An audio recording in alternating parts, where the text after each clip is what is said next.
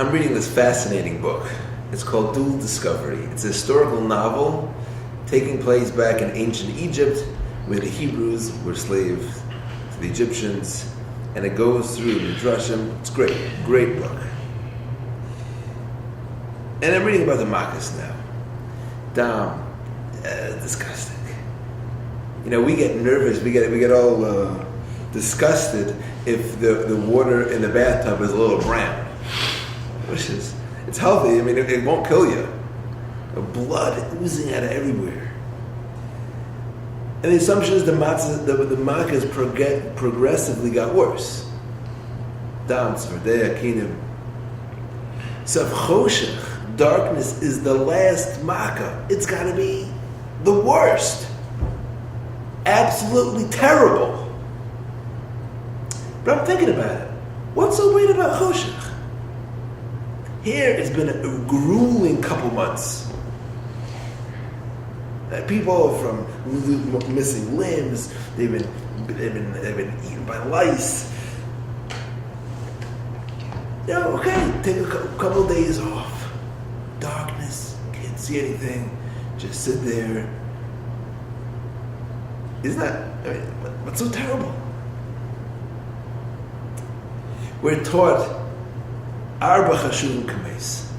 There are 4 people that are, even though they're alive, they're considered dead. The Ani, a poor person, a pauper. A Metzorah, that we're talking about last week and this week's Parsha. Someone that has a Negat Saras. Suma, someone who is blind. Umisha Ein Lei Banim, and someone, God forbid, who doesn't have children. So, what's the connection? Are these like all random different things? So I heard from the Rosh Hashiva of the Mir of Nosson Finkel Zatzal the following common denominator. Reb Chaim Shmulevitz has a piece about it, but listen to what Reb Nosson said. He said, you know what is similar about each of these 4? They're all lonely. A Metzorah has to sit outside the camp, he's by himself. So a person who's blind is missing that connection with people. Who doesn't have children, there's a loneliness, and an Ani is by himself, he's a different realm, a real pauper. They're lonely.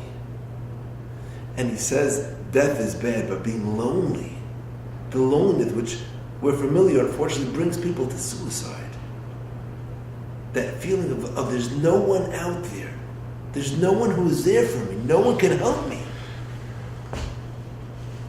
That feeling of loneliness is Choshech Kames, is like death.